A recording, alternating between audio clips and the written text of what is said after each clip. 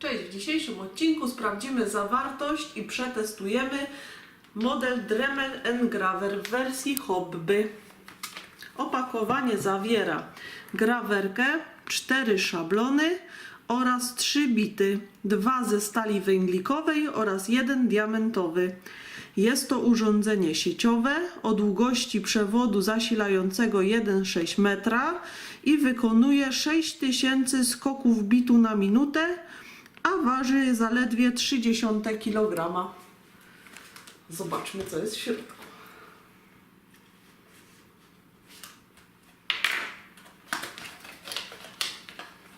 Otóż tak. Jest nasza grawerka. Jak zwykle obszerna instrukcja obsługi oraz woreczek, nazwijmy to, z osprzętem.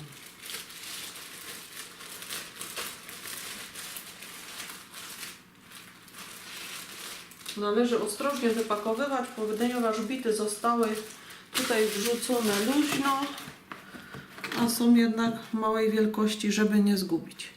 Więc jest tutaj wspomniany bit diamentowy oraz ten ze stali węglikowej. Dobrze, na bok. Teraz pokażę Wam szablony, czyli ten z literami i cyframi.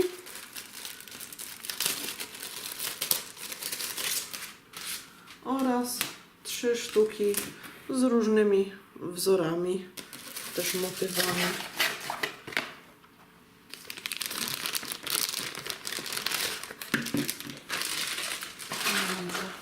Przejdźmy do naszej grawerki. Tutaj posiada czarną gumową zaślepkę na bit, żeby go nie niszczyć przy transportowaniu. I jak widzicie, bit ze stali węglikowej, ta druga sztuka, jest już zamontowana na wstępie w maszynie. Mamy tutaj śrubę do wymiany bitów, którą należy oczywiście poluźnić, aby go wyciągnąć. Zaraz to sprawdzimy, jak działa. Sprawdzimy, co jest dalej. Tutaj jest pokrętło zmiany głębokości grawerowania oraz z tyłu włącznik, wyłącznik i na samym końcu tabliczka znamionowa. Dobrze, sprawdźmy, jak zmienia się bity. Śrubokręty w dłoń. Luzujemy śrubkę. W tym momencie bit wychodzi. Zmieńmy na diamentowy. Po prostu wkładamy do końca i zakręcamy.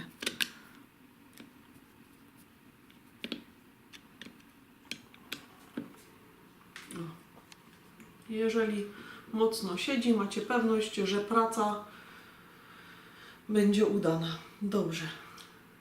W takim razie zaczynamy testowanie.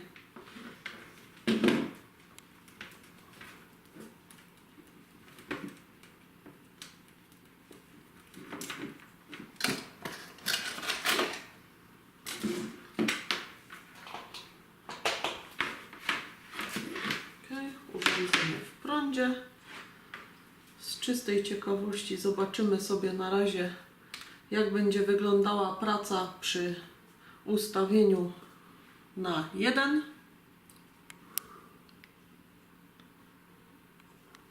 I zaczniemy grawerować od drewna. Warto wiedzieć też, że ten bit ze stali węglikowej służy do grawerowania w metalu, drewnie, tworzywie sztucznym, natomiast ten bit diamentowy nadaje się do szkła. Ok, to zacznijmy. Najpierw spróbujemy, czy da się wygrawerować bezpośrednio z szablonu coś.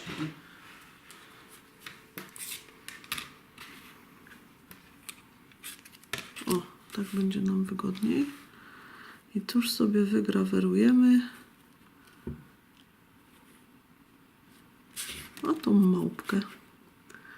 Dobra.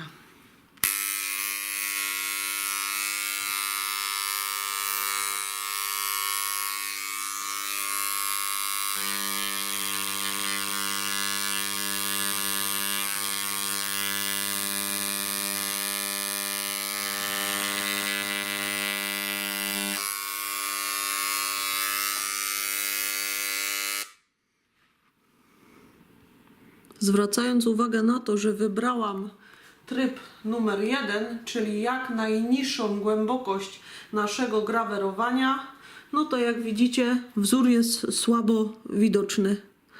Taki lekko zarysowany. Natomiast teraz oczywiście maksymalnie ustawiamy sobie na 5 i zrobimy to ponownie, żebyście mieli porównanie. O, tak obok.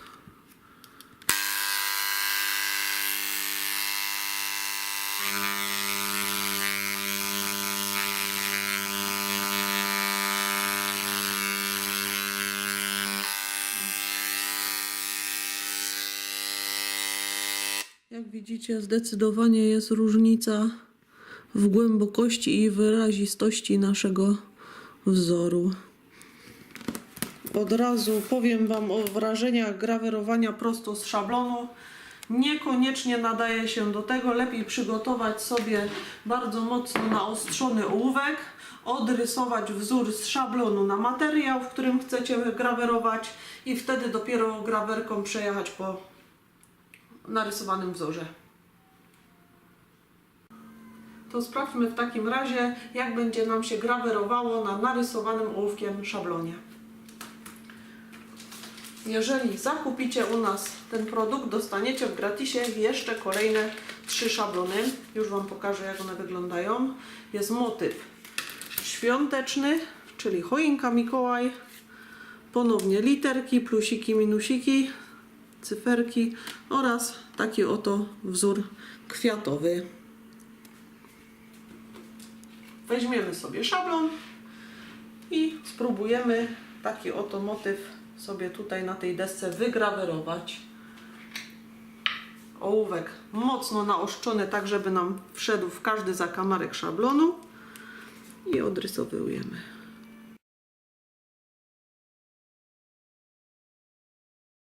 Pamiętajcie, że jeżeli Wasz szablon będzie rzeczywiście zawierał takie zakamarki jak ten, będziecie nawet w trakcie musieli naostrzyć Wasze narzędzie. Masakra. Dobra. No naprawdę jest to maszynka do detali. Tak, mamy wszystko odrysowane. Coś mi to troszkę odbiega od oryginału. O, tu brakło.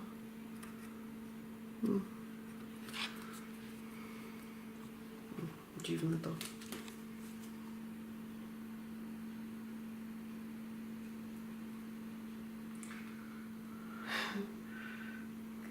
No nic, spróbujemy, zobaczymy, jaki będzie efekt. Może tak tylko źle wygląda tym ołówkiem.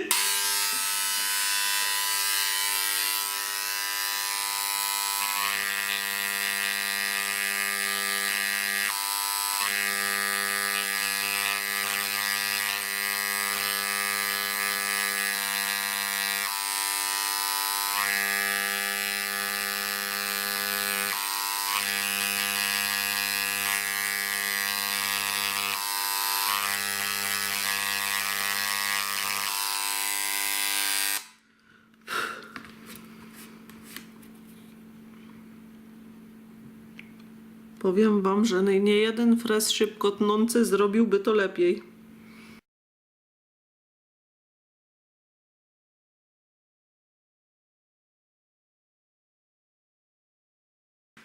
Dobra, weźmiemy sobie teraz najszybciej, będzie to gumka. Zgumujemy i zaraz pokażę Wam efekt. Możecie teraz zobaczyć efekt po zgumowaniu nadmiaru ołówka gumką. Ołówek, wiadomo, został w rowkach. Niekoniecznie ten kwiatek przypomina ten z szablonu, więc myślę, że 100 razy lepiej byłoby, abyście przenieśli swój wzór poprzez kalkę na dany materiał, w który chcecie robić, ale temu już poświęcimy osobny filmik jako inspirację, jak to się robi. Natomiast tutaj, jeżeli będziecie to używali pierwszy raz, sprawdźcie sobie najpierw na materiale jakimś obok, nie róbcie tego od razu na tym, który zamierzacie ostatecznie wygrawerować. Dobra, sprawdźmy sobie jeszcze przy okazji inne materiały, czyli jeżeli do metalu, to w tym przypadku mamy aluminium. Dobra, spróbujemy sobie tu. A może nie będziemy testować z szablonem. Albo wypróbujemy literki. Bo przeważnie na metalu to coś grawerujemy, czy sobie tabliczkę na drzwi robimy. Sprawdźmy, co tu będzie. O, zróbmy sobie.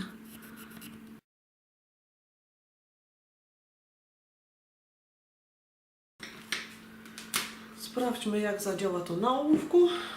Dobra. Może też zmniejszmy głębokość. Może tak na 3,5.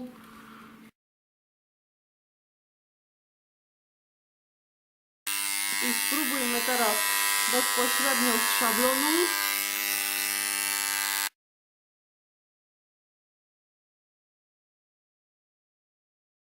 Jak widzicie, efekt całkiem inny uzyskaliśmy używając bezpośrednio szablonu niż w przypadku grawerowania na ołówku. Według mnie lepiej akurat w przypadku liter grawerowało się w szablonie, ponieważ frez mieścił się w nim i mogliśmy coś wygrawerować i przynajmniej nie odjeżdżał nam tak bit spod maszyny. Natomiast no wiadomo, w aluminium przeważnie wszystkie te nasze frezy nam uciekały, jeździły, więc w tym przypadku też tak było. Więc troszkę wyczucia i próbujcie mimo wszystko z tym szablonem, jeżeli widzicie, że nie ma tam trudno dostępnych miejsc i wasz bit się spokojnie tam mieści. Dobra, odłóżmy sobie to. Wymieńmy sobie nasz bit ze stali węglikowej na diamentowy i sprawdzimy, jak będzie się on zachowywał w szkle.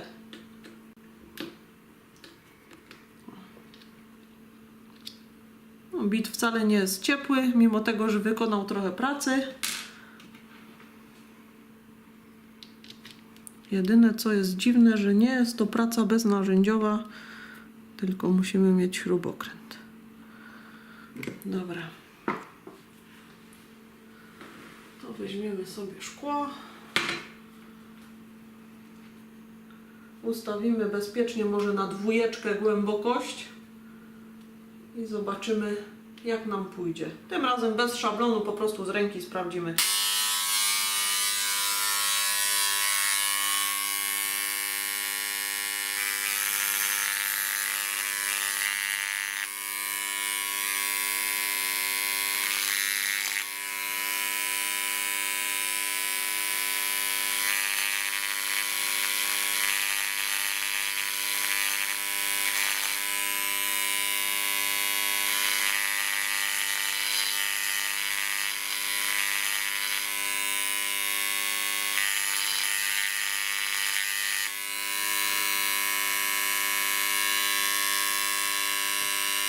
Sprawdźmy jeszcze na 1, bo jednak szkło jako materiał delikatny może wymagać delikatniejszej obróbki.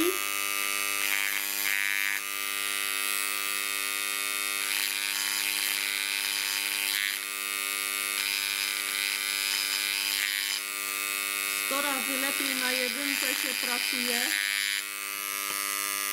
Wzór jest ładniejszy, wyraźniejszy. Ładniejsze rzeczy zrobimy oczywiście na inspiracji, natomiast tak jak mówię, 100 razy lepiej tym bitem diamentowym w szkle pracowało mi się na 1, czyli najpłytszym grawerowaniu w materiale. Dobra. Na koniec naszych testów sprawdzimy, jak bit węglikowy poradzi sobie ze skórą.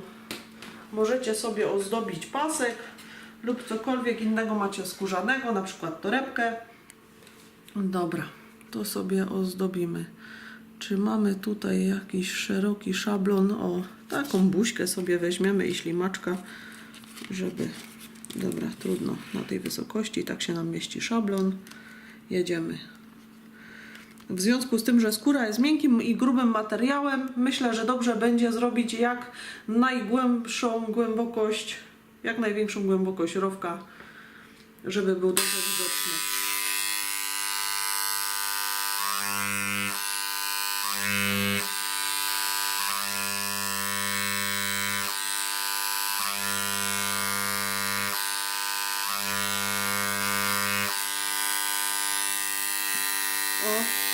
oto i mamy piękną, równą buźkę. Dobra, sprawdźmy jeszcze efekt. Czy na pewno przy jedynce będzie taki zły efekt, bo może się mylę.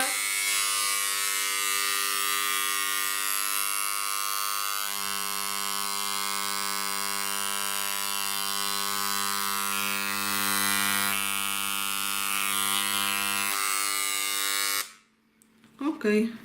Jednak co miękki materiał, to miękki materiał. Obojętnie w jakiej głębokości, na jakiej głębokości będziecie pracować, i tak wzór jest gładki, przejrzysty i naprawdę jestem zadowolona z efektu.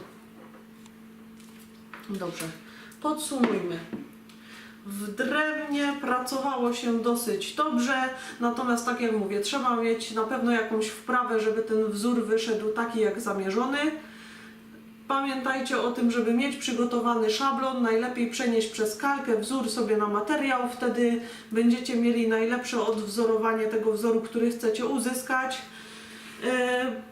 Na metalu frez się trochę ślizgał, natomiast przy dobrym szablonie i utrzymaniu bitu w ryzach otrzymacie super napisy czy też wzory. Maszynka jak najbardziej godna polecenia, natomiast pewne rzeczy możecie swobodnie zrobić za pomocą szlifierki wielofunkcyjnej i przy dobraniu odpowiedniego frezu. Dzięki śliczne, miłego grawerowania, pozdrawiam. Podobało się? Klikajcie kciuki w górę.